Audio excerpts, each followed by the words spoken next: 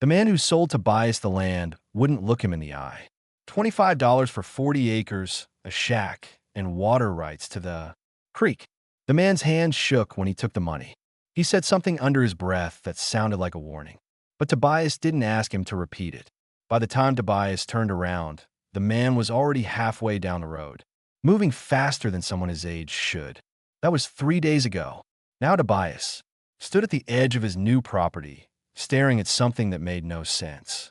3 women in his creek, and they had no idea he was watching.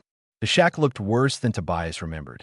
The roof sagged in the middle, and the door hung crooked on its hinges. He dropped his pack on the porch and wiped the dust from his face. The desert stretched out in every direction, empty and silent except for the wind. This was what he wanted. No towns, no people, no questions about where he'd been or what he'd done. He walked toward the creek to fill his canteen. The sound of water reached him first, then something else. Laughter, soft and careful like it wasn't meant to travel far. Tobias stopped. He moved behind a cluster of rocks and looked down at the water. 3 women stood in the shallow current. Their skin caught the afternoon light, bronze and smooth. Long, dark hair clung to their shoulders and backs. They spoke to each other in a language Tobias didn't understand. Their voices, low and quick. The oldest one turned her head suddenly, scanning the horizon. Her eyes moved over the rocks where Tobias crouched, but she didn't see him. Not yet. His heart pounded. This was his land, his creek. But something about the way they moved told him they'd been here longer than 3 days, longer than 3 weeks. Maybe. They knew the stones beneath the water, the best place to stand where the current wasn't too strong. They weren't visitors. They lived here. Tobias stayed low and backed away from the rocks. His mind raced. The man who sold him the land knew. That's why he ran. That's why he wouldn't look Tobias in the eye. $25 wasn't a bargain. It was a problem, handed off to someone stupid enough to take it. He reached the shack and sat on the porch, staring at the door that wouldn't close properly. He thought about leaving, saddling his horse, and riding back the way he came. But he'd spent everything he had on this place, every last coin, and he was tired. So tired of moving. The sun dropped lower and the light turned gold. Tobias heard, then before he saw them, footsteps. 3 sets moving carefully through the brush. He stood and turned. They appeared at the edge of the clearing, dressed now in simple cotton dresses that had been mended more than once. The oldest one walked in front. Her eyes locked on Tobias, and her hand moved to something at her side. A knife, small, but sharp. No one spoke. The silence stretched between them like a rope pulled tight. Tobias kept his hands visible away from his belt. The woman studied him with an intensity that made his skin prickle. She said something to the others without looking away from him. The youngest one took a step back. The middle one stayed still. Tobias opened his mouth to speak, but the woman raised her hand. She pointed at the shack, then at him, then back at the shack. The message was clear. This isn't yours. You don't belong here. But he did. He had the deed in his pocket. He'd paid for this land. And now he was standing in front of 3 women who looked at him like he was the intruder. The oldest one took a step forward. Her jaw was set and her eyes didn't blink. She spoke in broken English, each word deliberate and hard. You leave now. Tobias didn't move. He couldn't. Not because he was brave, but because he didn't know what else to do. And in that moment, he realized the man who sold him this place hadn't just sold him land. He'd sold him a war he didn't understand, one that was about to start whether he wanted it to or not. Tobias pulled the folded paper from his pocket and held it up. The deed, his name written in ink that was barely dry. The woman's eyes dropped to the document, then back to his face. Her expression didn't change. She said something sharp to the others in their language, and the middle one moved closer to her side. I bought this land, Tobias said. His voice came out rougher than he intended. Fair purchase. I have proof. The woman spat on the ground between them. Paper means nothing. She turned and walked toward the shack. The other 2 followed. Tobias stood there, paper still in his hand, feeling like a fool. They moved past him like he was invisible, like his Presents meant less than the dust on their feet. The oldest one pushed open the crooked door and disappeared inside. He heard movement, things being gathered. Tobias followed them to the doorway. The interior was small and dark, but it wasn't empty like he'd expected. Blankets folded in the corner, a clay pot near the fireplace, 3 wooden cups lined up on the windowsill. They'd been living here, not hiding nearby. Living here. How long? He asked. The oldest woman ignored him. She picked up a woven basket and handed it to the youngest one. The middle one rolled the blankets quickly, her movements efficient and practiced. They were packing, getting ready to leave. Something twisted in Tobias's chest. He thought of the man who sold him this place. The fear in his eyes, the way he ran. And now he understood. The man hadn't been afraid of the land. He'd been afraid of them, or afraid of what? What happened if someone found them here? Wait, Tobias said. The oldest woman turned. Her eyes were hard, but there was something else beneath the anger. Something that looked like exhaustion. You don't understand, she said. You stay. U.D. We stay. V.D. Everyone who knows we are here, they die. Ugh. Words hung in the air like smoke. Tobias felt his throat tighten. Who's looking for you? She didn't answer. Instead, she moved to the back wall and pulled aside a loose board. Behind it, 3 small bundles wrapped in cloth. She took them out carefully, almost tenderly, and distributed them to her sisters. Whatever was inside those bundles, it mattered more than the blankets or the food. The youngest one spoke for the first time. Her voice was soft, almost pleading. Talitha, maybe he can help. The oldest one, Talitha, snapped something back. The girl flinched but didn't look away. No one helps, Talitha said in English, her eyes still on her sister. No one ever helps. Tobias stepped inside the shack. All 3 women tensed. Talitha's hand moved to the knife at her belt. He raised his hand slowly. I'm not going to hurt you. That's what they all say. The middle sister put a hand on Talitha's arm. She said something quiet, something that made Talitha's jaw clench. Then the middle one looked at Tobias. Her eyes were different from her older sister's. Less guarded, more searching. 3 men came through here 6 days ago, she said. They asked about Apache women. They had rifles. They said there was a reward. Tobias's stomach dropped. A reward for what? The youngest one looked at the floor. Talitha's face went cold as stone. The middle sister held his gaze. For bringing us back, dead or alive. The words settled over the room like a blanket soaked in ice water. Outside in the distance, Tobias heard something. Hoof beatots. More than one horse coming. Fussed. All 3 women heard it too. They froze, their bodies coiled like springs. About to snap, Talitha moved to the window and looked out through a crack in the boards. When she turned back, her face had gone pale beneath the bronze of her skin. They found us, she whispered. Tobias moved to the window. 3 riders approached from the east, kicking up dust that caught the late afternoon sun. They rode with purpose, not leisure. One of them pointed toward the shack. Talitha grabbed her sisters and pushed them toward the back wall. Go! Through the gap in the boards. Run to the rocks. The youngest one, Kiona, shook her head. We can't leave you. Go! Talitha's voice cracked like a whip. The middle sister, Naeli, pulled Kiona toward the back. Tobias heard boards scraping, then footsteps disappearing into the brush behind the shack. Tha stayed. She pulled the knife from her belt and held it low against her leg. You should go too, Tobias said.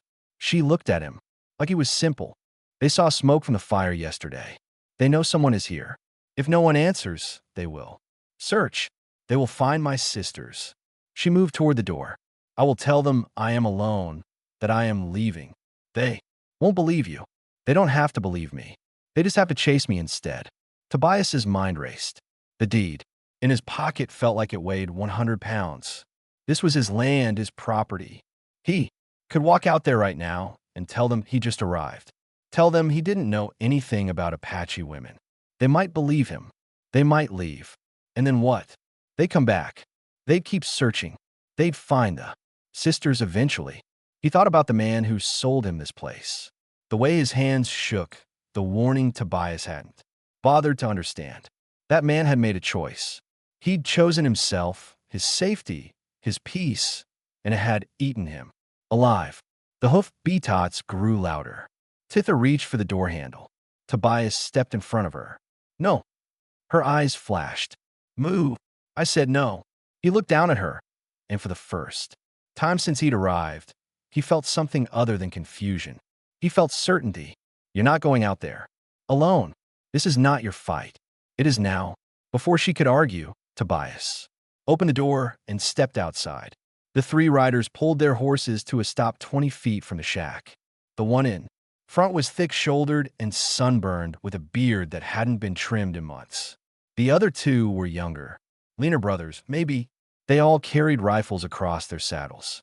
The bearded man looked Tobias up and down. Didn't know this place was occupied. Just got here, Tobias said. His voice was steady, but his heart hammered against his ribs. Bought the land 3 days ago. The man nodded slowly. See, anybody else around? Women, maybe 3 of them, Apache. Tobias shook his head. Been alone since I arrived? The man's eyes drifted past Tobias to the shack. Mind if we take a look inside? I do mind. The temperature dropped. The 2 younger men shifted in their saddles. The bearded man's expression didn't change, but his hand moved closer to his rifle. That's interesting, he said, because the man who sold you this place, he told us some things. Said, there were women here, said he sold the land cheap just to be rid of the problem. He leaned forward. So I'm going to ask you again, and I want you to think real careful before you answer. Have you seen 3 Apache women? Behind Tobias inside the shack, he heard the faintest sound, a board creaking. Talitha, moving toward the door. The bearded man heard it too. His eyes narrowed. Sounds like you've got company after all. The man reached for his rifle. Tobias's hand dropped to his belt where his revolver sat heavy and cold. Everything that happened next would depend on the next 5 seconds. And Tobias knew with absolute clarity that whatever choice he made right now would change everything. There would be no going back, no peace, no isolation. The bearded man's fingers touched the rifle stock. Tobias pulled his revolver and fired into the air. The shot cracked across the desert like thunder. All 3 horses reared. The younger men fought to control their mounts, cursing and gripping the reins tight. The bearded man's hand jerked away from his rifle. Next one goes. Lower, Tobias said. His voice was cold, steady. Get off my property. The bearded man's face flushed red. You're making a mistake. My land, my business. Leave. For a long moment, nobody moved. The horses stamped and snorted, still nervous from the gunshot. The bearded man's jaw worked like he was chewing something bitter. Finally, he straightened in his saddle. You know what you're protecting? He asked. You know what they did? Tobias didn't answer. Didn't lower the gun. The bearded man spat in the dust. There was a trading post 2 days north of here. Owner found dead, throat cut, money gone. Only tracks leading away belonged to Apache women. 3 of them. He pointed at the shack. Those 3. The words landed like stones in Tobias's gut. Murder. Theft. That's why the reward. That's why the hunt. He kept his face blank, kept the revolver steady, but his mind raced. The law will want to talk to you about this, the bearded man said. Harboring criminals. That's serious business. Then bring the law, not bounty. Hunters. The man's eyes went flat. We'll be back with more men, and when we come, you won't get a warning shot. He turned his horse and kicked it hard. The other 2 followed. They rode east back the way they came, but they didn't go far. Maybe a/4 mile. Then they stopped. Tobias could see them clearly against the horizon. 3 dark shapes that weren't leaving. They were waiting. Tobias lowered his gun and turned. Talitha stood in the doorway. Her face was unreadable, but her knuckles were white around the knife handle. You should not have done that, she said. Probably not. She studied him for a long moment. Why? Tobias didn't have a good answer. He looked down at the revolver in his hand, then back at the riders in the distance. The man who owned this land before me. He ran. I saw it in his eyes. That kind of fear, it doesn't wash off. He met her gaze. I've run enough. Talitha's expression shifted, not softening exactly, but something changed. She stepped aside and he walked past her into the shack. Naeli and Kiona were back inside, pressed against the far wall. Their eyes were wide with fear. "They're not leaving," Naeli said. "No," Tobias agreed. "They're not." He moved to the window and looked out. The three riders had dismounted. They were making camp, settling in, planning their next move. Tobias counted the hours until dark. Maybe 3, maybe less. "Did you kill that man?" he asked the trading post owner. Silence filled the shack. Kiona looked at the floor, not looked at Talitha, and Talitha looked at Tobias with eyes that had seen too much. "No," she said, "but the man who did, he wore our father's coat. He spoke our language. He made sure the tracks they found belonged to women." Her voice was hard as iron. "He wanted us hunted. He wanted us dead. Why? Because we know who he really is, what he did to our family. And if we live long enough to speak, he loses everything." Tobias felt the pieces clicking into place, a frame, a carefully constructed lie, and 3 women with no one to believe them. He looked at the riders outside, 3 men with rifles, more coming probably, and when night fell, they'd make their move. He checked the rounds in his revolver. 5 shots left. The odds were bad, getting worse by the minute. "How much ammunition do you have?" Talitha asked. Tobias glanced at his saddlebag by the door. "Maybe 20 rounds. You?" She pulled a small pistol from beneath her dress. "Old. Probably didn't fire straight. For bullets." Naeli stepped forward. "There's a cave half a mile west hidden in the rocks. We can make it if we leave now, before they circle around. They'll track us," Kiona whispered. "Then we don't leave tracks," Talitha said. She looked at Tobias. "Can you ride?" "I can ride." "Then we go." Now she moved toward the back of the shack. "They're expecting us to wait until dark. We leave while there's still light, while they think we're trapped." Tobias grabbed his pack. He thought about the deed in his pocket. $25 for 40 acres. 3 days of ownership. And now he was abandoning it to run into the desert with 3 wanted women. He didn't hesitate. He followed Talitha through the gap in the back wall. The desert waited, vast and unforgiving. And somewhere out there in those rocks was a cave, a hiding place. Maybe their only chance. Behind them, the shack sat empty. The door hung crooked. The fire had gone cold, and the 3 riders sat watching, waiting for nightfall, unaware that their prey had already vanished into the fading light. They moved in single file through the brush. Talitha led, her steps quick but careful. She avoided loose rocks and soft dirt, choosing the hardest ground. Naeli and Kiona followed her pattern exactly. Tobias came last, leading his horse by the reins, trying to step where they stepped. The sun sat low on the horizon now, painting the desert in shades of copper and shadow. Every few minutes, Talitha stopped and listened. Tobias listened too. No hoof beats, no voices, just wind and the distant cry of a hawk. After 20 minutes, Talitha raised her hand. They stopped. She pointed to a cluster of boulders ahead, massive and weathered, stacked like the bones of something ancient. Between them, barely visible, was a dark opening. "There," she whispered. They reached the cave entrance as the last light began to fade. It was narrow, forcing them to duck and turn sideways. Tobias tied his horse to a scrub bush outside where it could graze but not be seen from a distance. Then he squeezed through the opening after the others. Inside, the cave opened into a small chamber. Smooth walls, dry floor, high enough to stand. Cool air that smelled of stone and dust. Naeli pulled a candle from her pack and lit it. The flame pushed back the darkness, revealing old marks on the walls, handprints, symbols. People had sheltered here before. Kiona sank to the floor and wrapped her arms around her knees. Her hands were shaking. Naeli sat beside her and spoke softly in their language. Talitha moved to the entrance and looked out, watching the desert turn from gold to gray. Tobias set his pack down and checked his revolver again. Still 5 rounds. He needed to make everyone count if those men found them.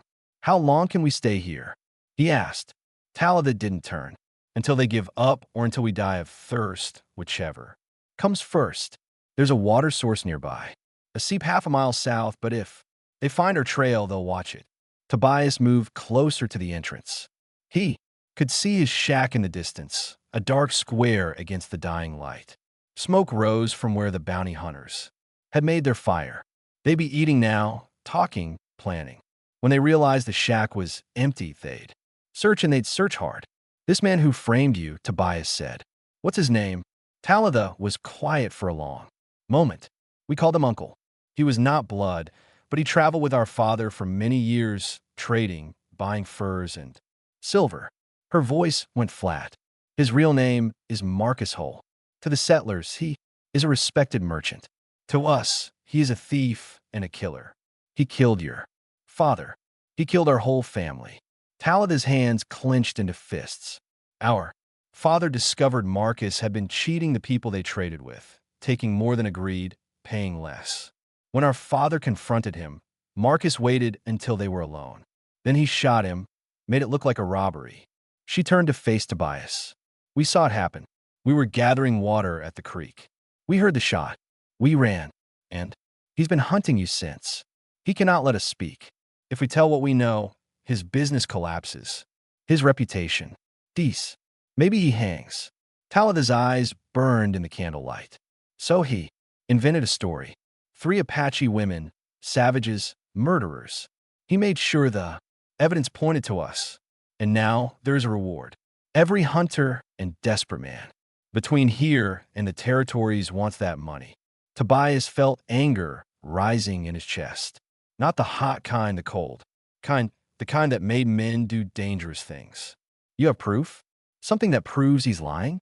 Naeli spoke from the floor. Our father kept a ledger. Every transaction, every payment, it shows what Marcus really did. The real numbers. Where is it? Hidden? Talitha said, in a place Marcus cannot reach, a place he does not know about. Then we get it. We take it to someone who can read it.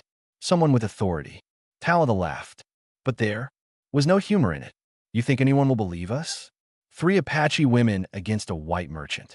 Even with proof, they will say we forged it. They will say we lie. Not if I testify too. The cave went silent. Kiona looked up.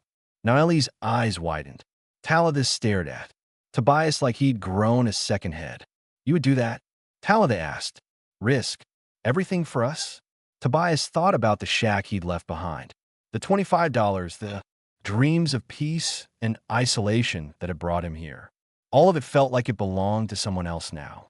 Some version of himself that had died the moment he saw 3 women in his creek and chose not to look away. How would he? Said. Something passed between them then. Not words, not touch, just a look. That lasted a heartbeat too long. Talitha's eyes softened just slightly. Her jaw unclenched.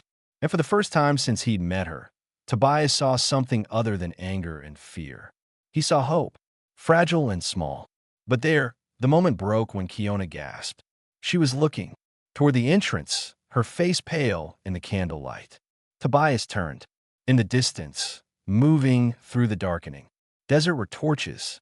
Not 3, 6, maybe more. The bounty hunters had brought reinforcements, and they were spreading out, searching, coming closer.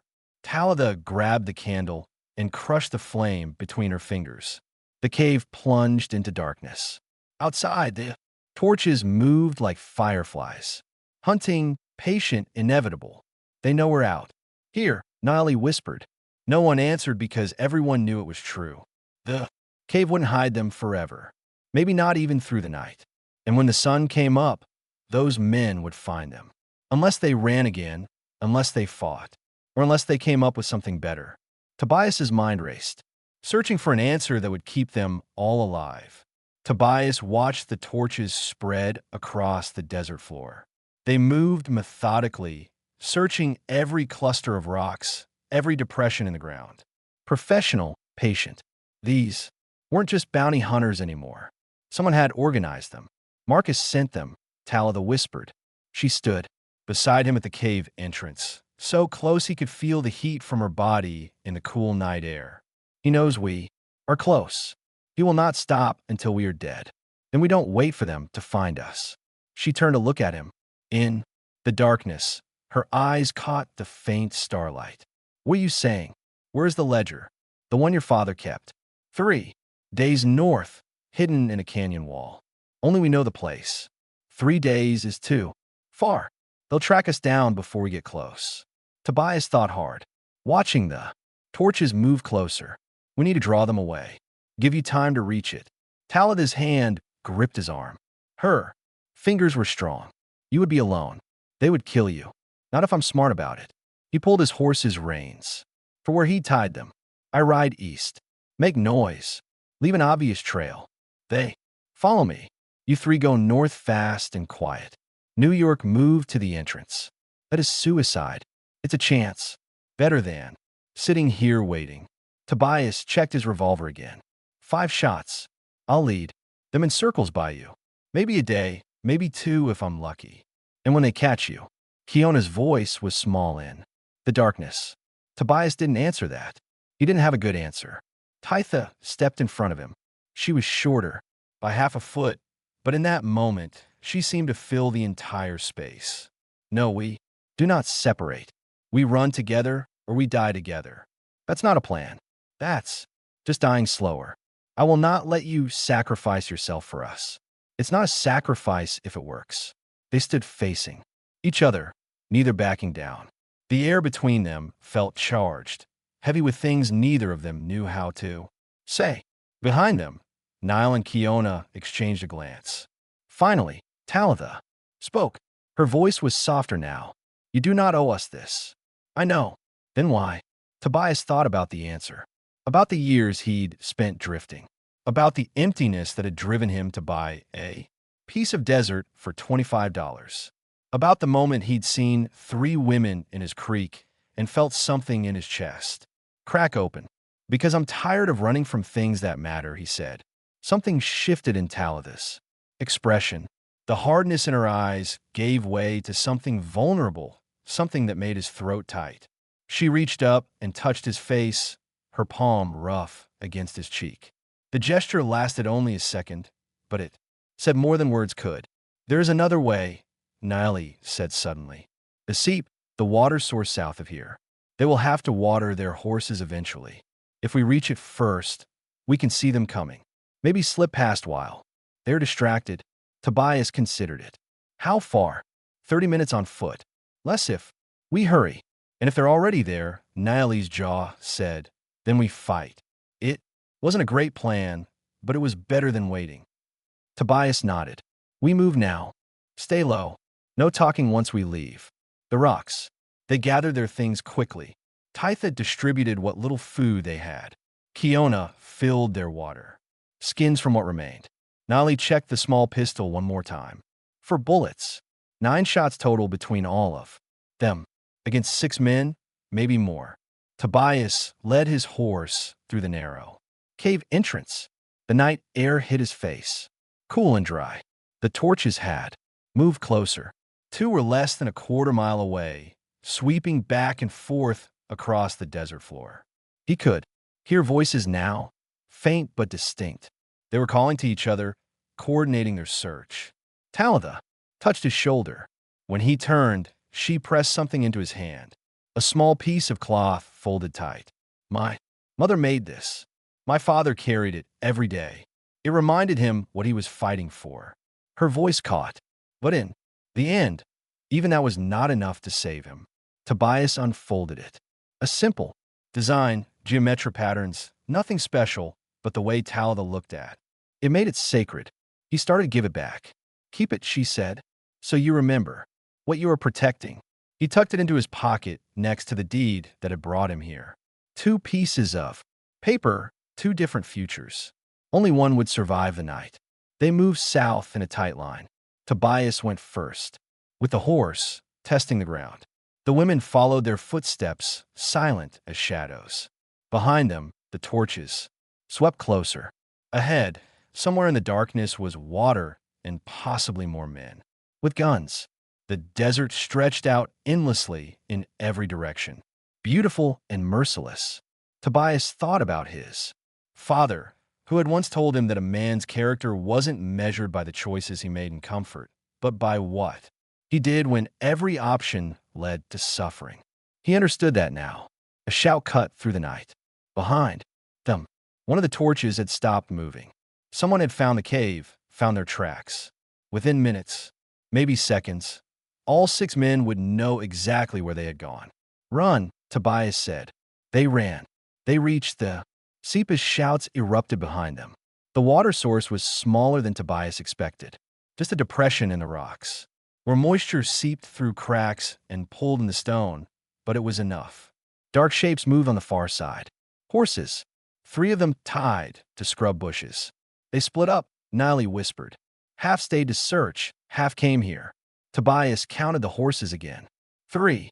Animals meant 3 men, probably watering or resting. He scanned the rocks but saw no one.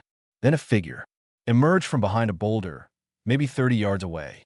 The bearded man from earlier. He walked toward the water, unbuckling his belt to relieve himself. We go around, Talada breathed. But Kiona's foot slipped on loose gravel.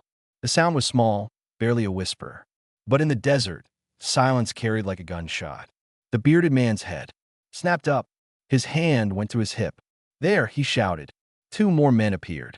From the rocks. Younger, faster. They raised their rifles. Tobias shoved Talada behind a boulder and fired. The shot went wide, but it made the men dive for cover. Return fire cracked through the air. Stone exploded near Tobias's head, stinging his face with fragments. Move, he yelled. They scrambled up the rocks away from the seep. Bullets winded past them. Tobias fired twice more, forcing the men to stay down. 3 shots left. His horse bolted, disappearing into the darkness. They reached higher ground, breathing hard. Below, the 3 men regrouped. The bearded one pointed up at their position and shouted orders. The other 2 began to climb. We are trapped, Kiona said. Her voice shook. Talada pulled out her pistol. 4 bullets. She looked at Tobias. We make our stand here. No. Niley pointed east. The ridge. If we reach it, we can lose them in the canyons.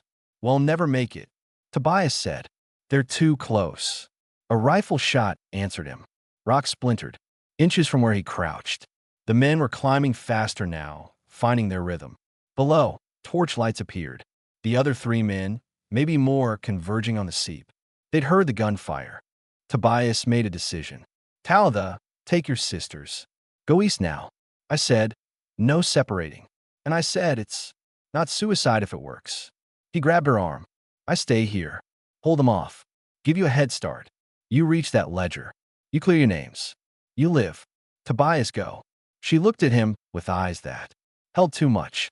Anger, fear, something else he didn't have time to name. Then, she turned to her sisters. Run, they ran. Tobias watched them disappear into the shadows. 3 figures moving like deer across the broken ground. Then he turned back to face the men climbing toward him. 2 shots left in his revolver. 3 men below. More coming. He chose his first target carefully. The younger man on the left moving too confidently. Tobias aimed and fired. The man screamed and fell, clutching his shoulder. Not dead, but out of the fight. 1 shot left. The bearded man roared in fury. He charged up the rocks. With reckless speed, his companion followed. Tobias waited until they were close. Too close. Then he stood and fired his last shot. The bearded man's hat flew off his head. He stumbled and fell backward, cursing. Tobias's revolver clicked empty. He drew his knife. The bearded man got to his feet. Blood ran from a gash across his scalp, where the bullet had grazed him. His eyes were wild. You just killed yourself, fool. Maybe, but the women were gone, running free. That counted for something. The bearded man rushed. Him. Tobias sidestepped and slashed. His blade caught fabric but missed flesh. A fist connected with his jaw. Stars exploded in his vision. He stumbled and hands grabbed him. The second man. Together they dragged him down. Tobias fought hard. Elbows, knees, headbutts. But 2 against 1 with no bullets left was mathematics that didn't favor him. A rifle but cracked across his skull. The world tilted. He hit the ground hard. The bearded man loomed over him, breathing hard. Where did they go? Tobias spat blood. To hell. Right where you're going. The man kicked him in the ribs. Pain exploded through Tobias's chest. He curled up, trying to protect his body. Another kick. Another. He tasted copper and dust. Marcus wants them alive, the second man said, but he didn't say nothing about this one. The bearded man pulled his pistol and pressed it against Tobias's forehead. The metal was cold. Final last chance. Where are they? Tobias thought of Talitha's hand on his face, the cloth she'd given him, the way she'd looked at him before running. He smiled through broken teeth. You're too late, he said. They're already gone, and you'll never find them. The bearded man's finger tightened on the trigger. Tobias closed his eyes, thought of the creek, the three women bathing in sunlight. The moment everything changed, he heard the hammer, underscore back. Then he heard something else, a voice sharp, commanding, coming from the darkness behind the men. Lower your weapon now. The bearded man turned. Who the hell? A rifle shot split the night. Not aimed at Tobias, aimed at the ground between the bearded man's feet. He jumped back, and the pressure of the pistol lifted from Tobias's forehead. Tobias opened his eyes. A figure stepped into the torchlight. Tall, wearing a long coat and a wide-brimmed hat, and on his chest, barely visible in the flickering light, a badge caught the flame. A marshal. The bearded man lowered his pistol slowly. This isn't your business, lawman. The marshal levered another round into his rifle. I'm making it my business. Step away from him. The men hesitated. Then slowly they backed off. The marshal moved forward, keeping his rifle trained on them. He looked down at Tobias with eyes that had seen too much and believed too little. You got a name, son? The marshal asked. Tobias coughed, tasted blood. Tobias Crow. Well, Tobias Crow, you've made yourself one hell of a mess. The marshal's eyes narrowed. Now tell me where those Apache women went. And tell me the truth, because whether you live or die might depend on what you say next. Tobias looked up at the marshal. Blood dripped from his mouth onto the rocks. Every breath hurt, but his mind was clear. He thought about Talitha running through the darkness, about the cloth she'd given him, about the choice his father had told him would define him. They went north, Tobias said, to get proof of their innocence. A ledger that shows Marcus Hull framed them for murder. The bearded man laughed. He's lying, protecting them savages. The marshal's eyes never left Tobias. Marcus Hull, the merchant, the same. He killed their father. Made it look like they did it. Been hunting them ever since to keep them quiet. That's a serious accusation. It's the truth. Tobias tried to sit up. Pain lanced through his ribs. Check his records. Check his story. It won't hold up. The marshal studied him for a long moment. Then he lowered his rifle slightly. I've been tracking discrepancies and holds trading accounts for 3 months. Money missing.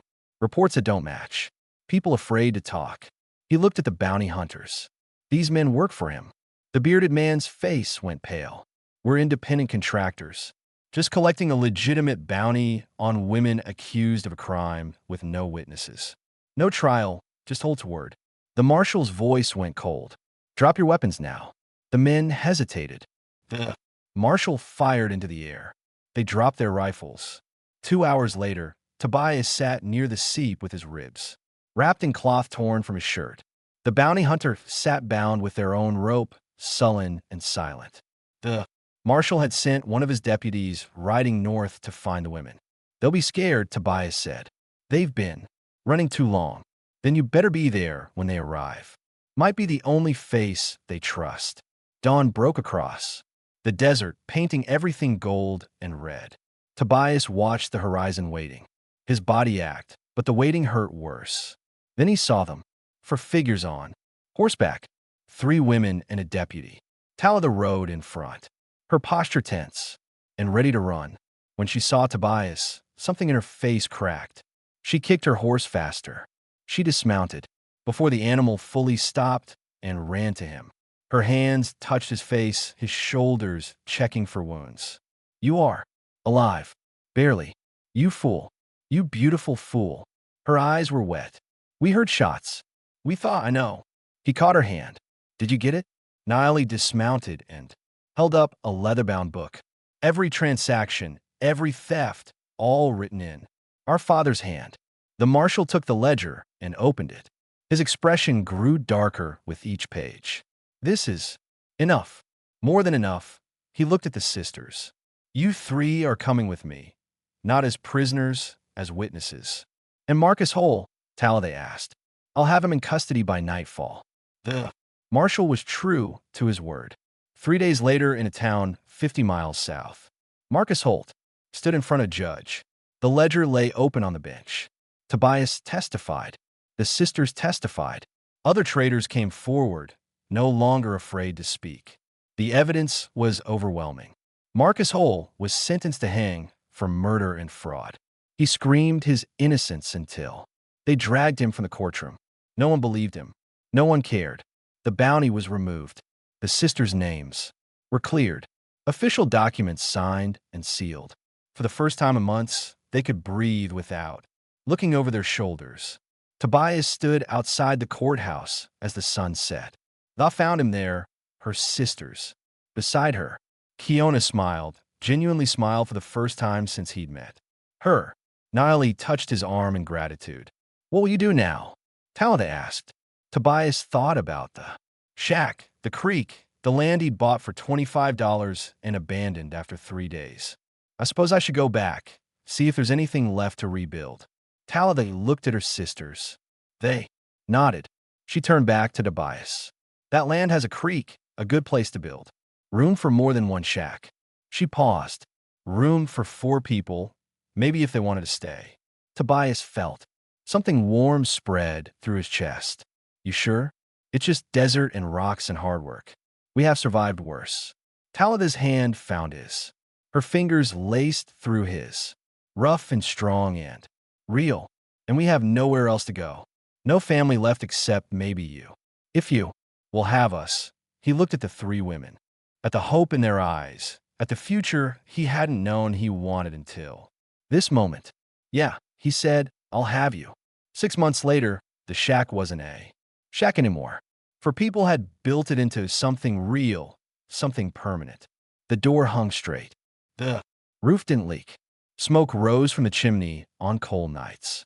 Tobias stood by the creek at dawn, watching the water flow. He heard footsteps behind him. Talada wrapped a blanket around his shoulders and leaned against him. They stood in silence, watching the sun paint the desert gold. He'd come here looking for isolation, for peace, for an escape, from a world that had disappointed him too many times. Instead, he'd found 3 women bathing in his creek. Found a war he didn't start. Found courage he didn't know he had. And he'd found home, not in the land, not in the shack, but in the people who'd chosen to stay, who'd chosen him the same way he'd chosen them. Not because it was easy, but because it was right. Tha's hand squeezed his. The sun climbed higher. The desert stretched out forever. Beautiful and harsh and full of possibility. And for the first time in his life, Tobias Crow wasn't running from anything. He was exactly where he belonged. If you enjoyed this story, click the video on your screen now too. Watch another unforgettable tale from the American frontier, where courage and destiny collide in unexpected ways. Don't forget to subscribe and consider leaving a super chat to help us keep bringing you more stories like these. Your support means everything to us.